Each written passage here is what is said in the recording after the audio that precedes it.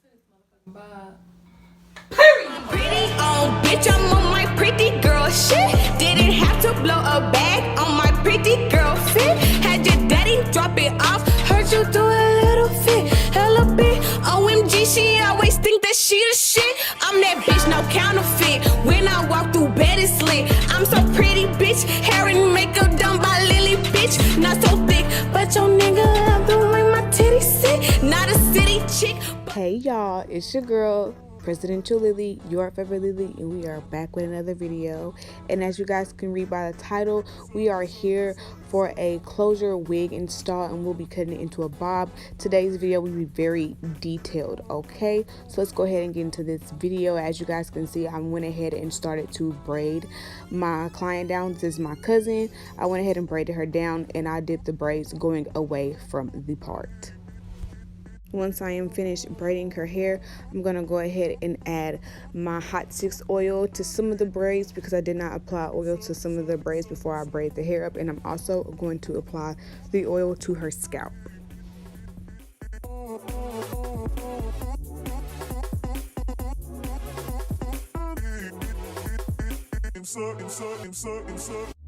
Turn me inside out, make my heart beat. Leave no one else. You're all I need.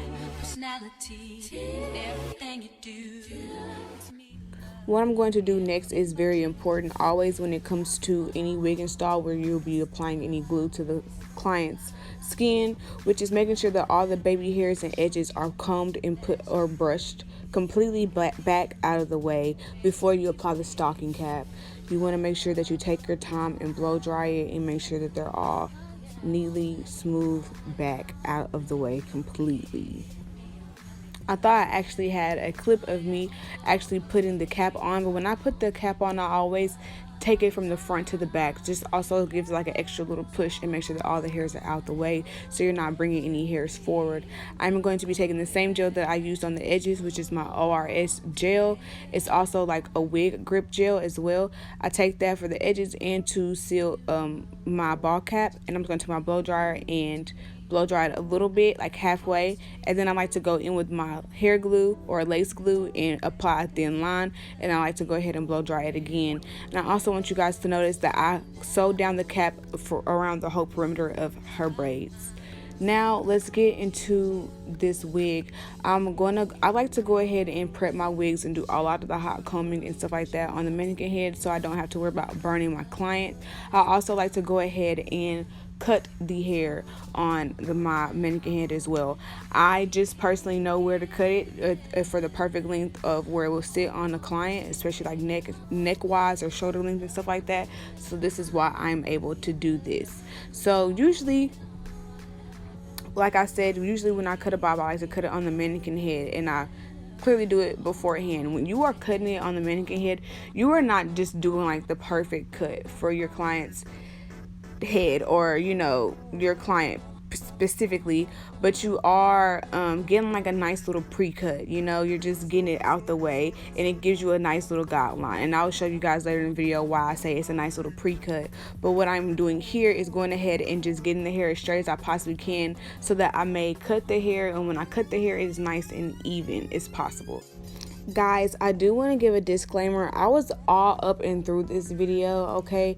I know y'all gonna get on me for the way I'm chewing, but the video is sped up, so it makes my chewing look a little bit more exaggerated, and I just look real crusty, musty, and dusty. So like, please excuse that, but let's go ahead and get into this cut.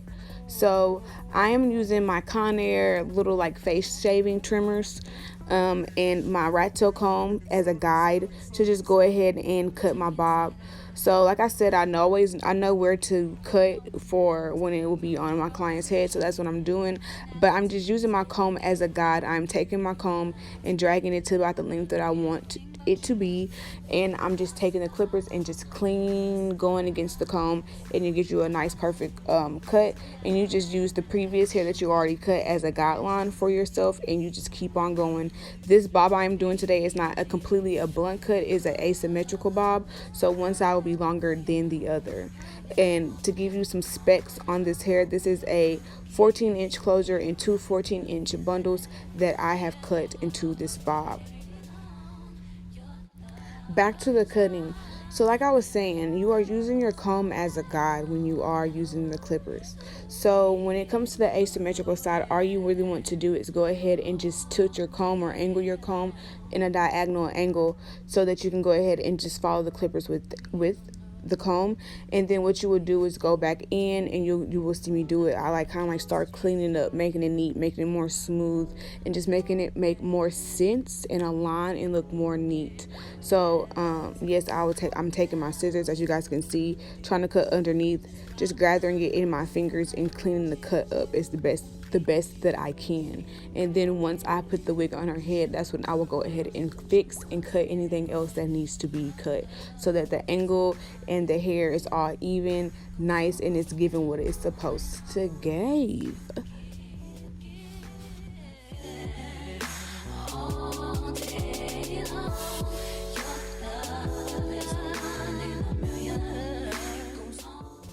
Getting back to my client, I'm going to go ahead and begin to cut the excess cap. And I don't know why, but I don't show me actually cleaning off her skin with 91% alcohol and then going in with my Walker's tape skin protectant. Once I'm done doing that, I'm going to go ahead and put the wig on her head. And right now what I'm doing is just going ahead and just checking to see how far above does the wig sit above the cap, the ball cap that we just applied. And I just wanted to see how it's looking, what the cut's looking like, what all I have to do, and I'm just comb it out and just getting to sitting how I want it to be. So now I'm gonna pull the lace back and begin to apply my layers of glue. I applied 3 layers of glue, but you'll only see me apply 3 before I actually lay the lace down. So what I'm doing is taking dots of glue in a line, and then I like to take the end of my rat tail comb and really smooth it out. I like to place it on the cap and as well as a little bit on the skin, and then I like to smooth it out. Please do not use too much glue, and if you do, it is fine, because you can use the tip of the comb to take off any extra glue. You want this to be as smooth as possible. If you apply your layers and smooth them out thin and smooth, they will all dry equally and evenly, and then it makes it quicker for you to go ahead and lay the lace. The process will not be that long. So once you let the glue dry to about like 95-97% of the way, I like to go ahead and lay my lace into the glue and begin to use the back of my comb and pressing the lace into the glue, okay? And then you guys will see me do like a little bit of extra plucking. I do a little extra hot combing, in this point I'm just doing a little bit of a lot of stuff.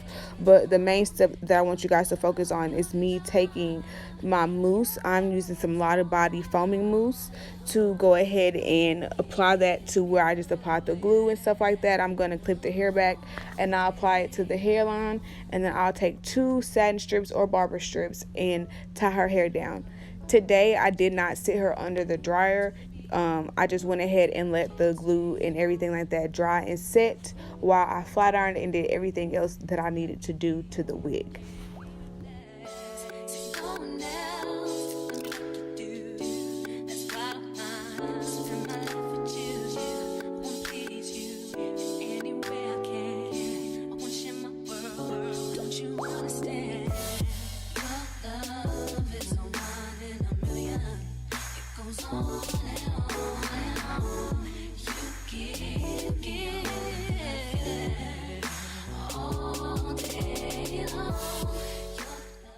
Now I did take the blow dryer and just go ahead and dry a little bit of those hairs right there at the edge with the blow dryer, because since she wasn't going to go in the dryer, it wasn't going to speed up the process of the actual hair drying. So that's what I went ahead and did. But as you guys can see, there was a lot of extra hair underneath the bob that needed to be cut. So when she bent her head down, the cut didn't look uneven or bulky or choppy or anything like that. So that is what I'm doing here. That's why it's called the first cut, pretty much like a pre-cut, because that's pretty much what it is. And you'll have to do this regardless with whether you cut the bob on your client or not.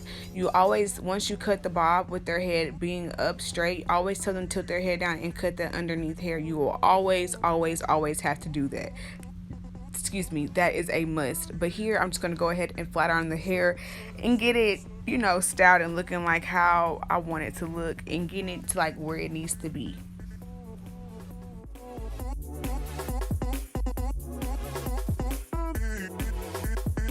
Turn me inside out, make my heart beat. Need no one else, you're all I need.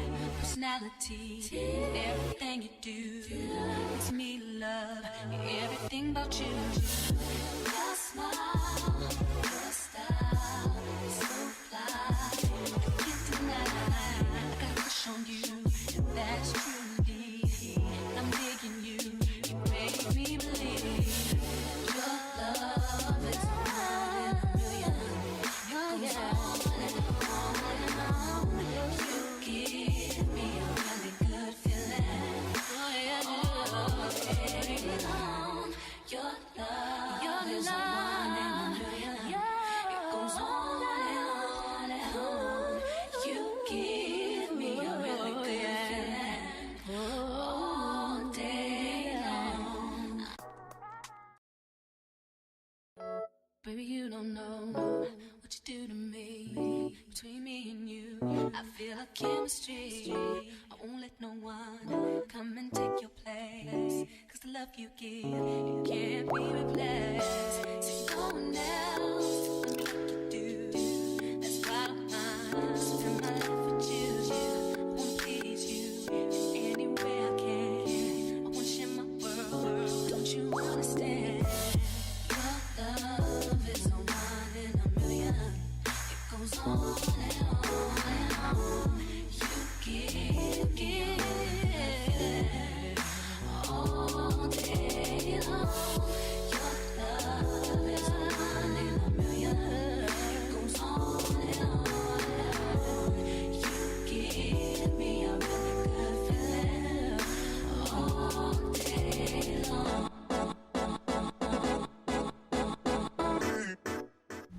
So once I'm done being a perfectionist, okay, and we've cut the excess lace off, I'm gonna go ahead and go in with her part with some makeup and just make sure, you know, we liven it up. Make sure that the part is noticeably there and it's all cute and it's gonna look natural. It's gonna get rid of those nets, like the net of the lace. It's just gonna make it blend and look very natural.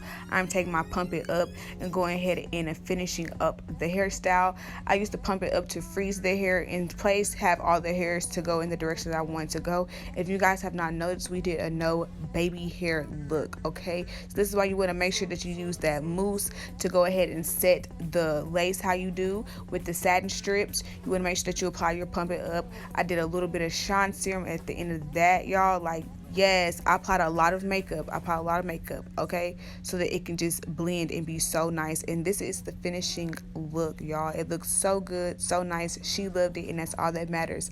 Thank you guys so much for watching it. Please subscribe. Pretty on, bitch, I'm on my pretty girl shit. Didn't have to blow a bag on my pretty girl fit. Had your daddy drop it off, heard you do a little fit.